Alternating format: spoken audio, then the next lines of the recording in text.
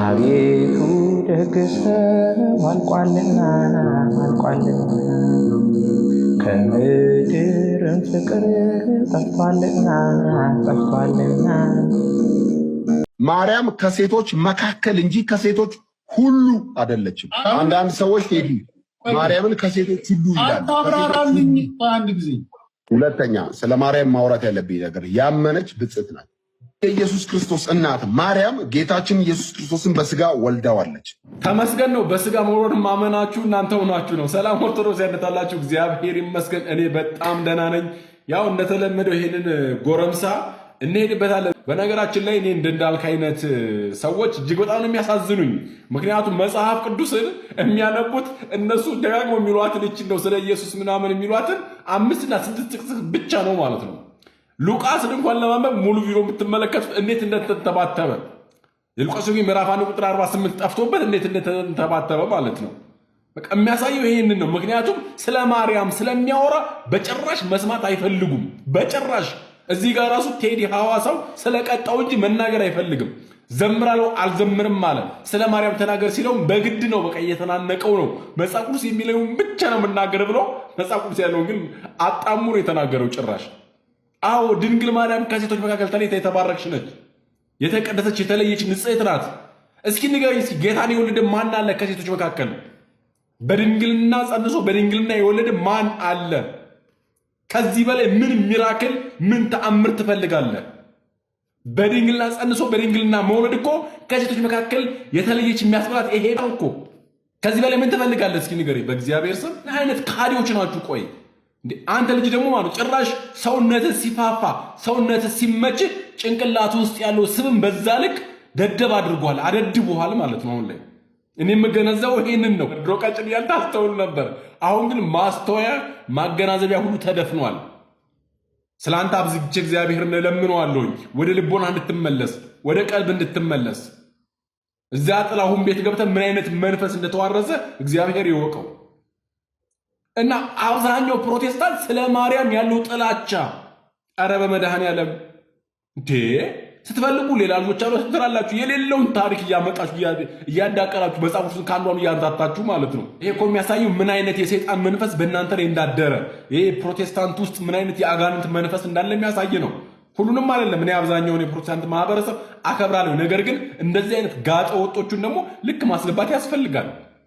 ምክንያቱም የሚናገሩት በሙሉ አንታይ ክራይስት የሆነ የመጽሐፍ ቅዱስን ሐሳብ የማይናገር ወጣ ያለ ሐሳብ ስላላቸው ማለት ነው።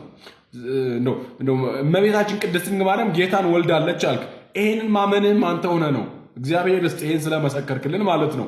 ምክንያቱም ነገ ላይ ስለምትክሩት ነው። በእርግጥ ለዛ ለሚመጣው ለሐሰተኛው ክርስቶስ ስትሉ ጌታን ትክዳላችሁ፣ ድንግል ማርያምንም ትክዳላችሁ። ምክንያቱም መንገዳችሁ ወደዚያ ስለሆነ ማለት ነው። እግዚአብሔር ልቦና ይስጣችሁ። አዎ እመቤታችን ቅድስት ድንግል ማርያም ከሴቶች መካከል የተለየች የተባረከች ነች። ከዛ ያመነች ብጽዕት ነች ያለ ያመነች ብጽዕት የሚለው ተባይዘው ማለት እጅግ በጣም አደገኛ የሆነች የነሱ አገላለጽ ነች። እቺ ያመነች ብጽዕት የምትለዋ ማለት ነው። ብዙ ጊዜ የሚናገሩት ፕሮቴስታንቶች ናቸው። ምክንያቱም አምና ጌታን አምና በቃ ብጽዕት የሆነች ነች እንጂ በቃ እንደው በቅድስናዋ ምናምን አይደለም ሊሏችሁ ስለሚፈልጉ ነው እነዚህ የሚሏት ማለት ነው። ግን ድንግል ማርያም ከድሮም ጀምሮ በቅድስና የኖረች ንጽሕት ነች። መንፈስ ቅዱስ የሞላባት ነች።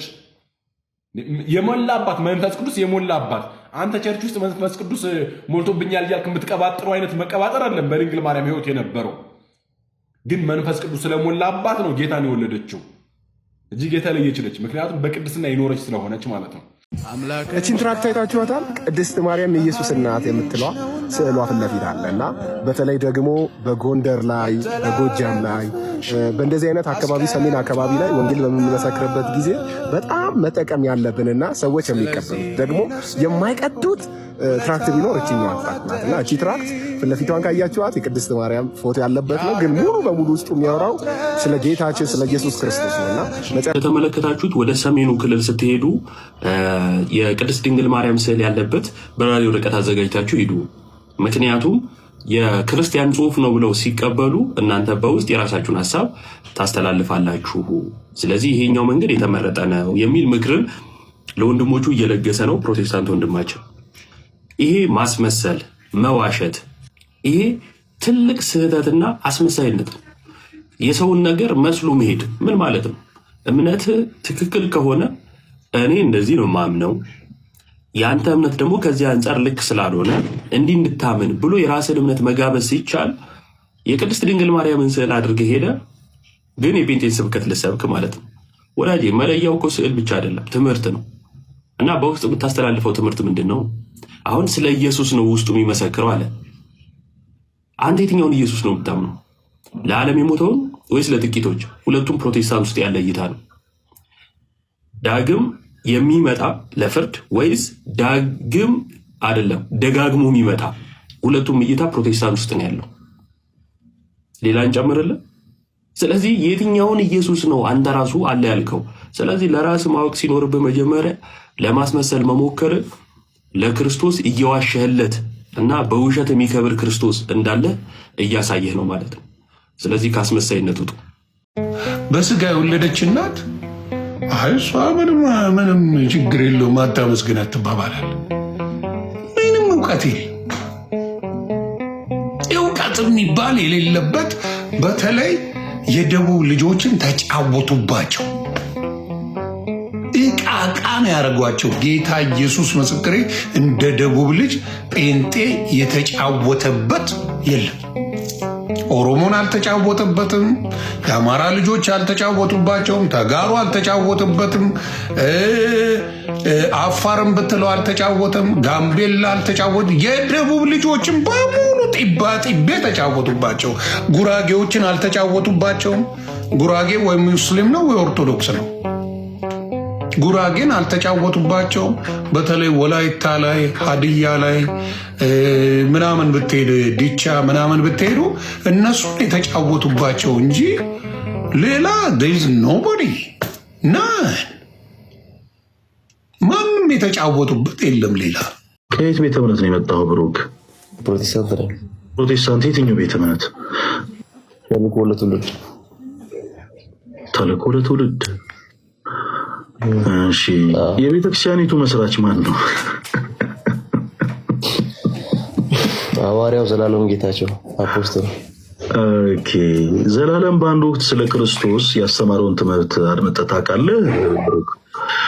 ክርስቶስ ኢየሱስ ሰይጠኗል የሚል ትምህርቱን ምናልባት ሚዲያ ላይ በጣም ብዙ ከሆኑ ፕሮቴስታንቶችም ጋር ተቋም ውስጥ ገብቶ ነበረና ያንን ትምህርቱን ተመልክተኸዋል ብሩክ? አይ አላየሁትም። አላየኸውም? ሐዋርያው ዘላለም ክርስቶስ ሰይጠኗል ስለሚለው ትምህርትም የተናገረው ነገር ሳትረዳ ነው ተልእኮ ለትውልድ አማኝ እንኳ። በነገራችን ላይ ተልእኮ ለትውልድ አማኝ ከመሆን በፊት የምን እምነት ተከታይ ነው? የትኛው ፕሮቴስታንት ቸርች ውስጥ ነበርክ? ምክንያቱም ተልእኮ ለትውልድ ማለት አንተ በእድሜ ትበልጧለህ። ቅርብ ጊዜ ክሬት የተደረገ ቤተ እምነት ነው እና ተልእኮ ለትውልድ ውስጥ ከመግባት በፊት የትኛው የፕሮቴስታንት ቸርች ውስጥ ነበርክ? ሙሉ ወንጌል። እሺ፣ ከሙሉ ወንጌል ወደ ተልእኮ ለትውልድ ነው የተዘዋወርሽው። እሺ፣ ከሙሉ ወንጌል ወደ ተልእኮ ለትውልድ ስትገባ የትኞቹን የሙሉ ወንጌል ትምህርቶችን ተቃውመ ነው ወደ ተልእኮ ለትውልድ የገባው? እንትና ኢየሱስ ክርስቶስ ከማርያም ስጋ ነስቷል በሚለው ከማርያም ስጋ ነሳን ብላችሁ ታምናላችሁ? ይሄ ትምህርት የሙሉ ወንጌሎች በፕሮቴስታንት እያለ ሙሉ ወንጌል ውስጥ ያሉ ሰዎች ሲያስተምሩ ሰማና ተልእኮ ለትውልድ ነው። በእርግጥ ሙሉ ወንጌል ውስጥ ያሉ አንዳንድ ሰዎችም ከማርያም ስጋን አልነሳም ብለው አስተምረው ያውቃሉ።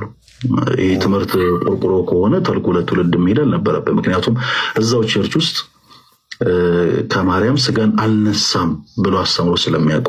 እሺ፣ ከማርያም መጽሐፍ ቅዱስ ላይ የተቀመጠ ነገር የለም። አንተ ሲነስቷል አልነሳም የሚል ነገር የተቀመጠ የለምና እኛ ስንማር ደግሞ ኃጢአት ነው በዘር የሚመጣ ነገር ስለሆነ ኢየሱስ ክርስቶስ ከማርያም ስጋ ከነሳ ኃጢአት አለበት ማለት ነው።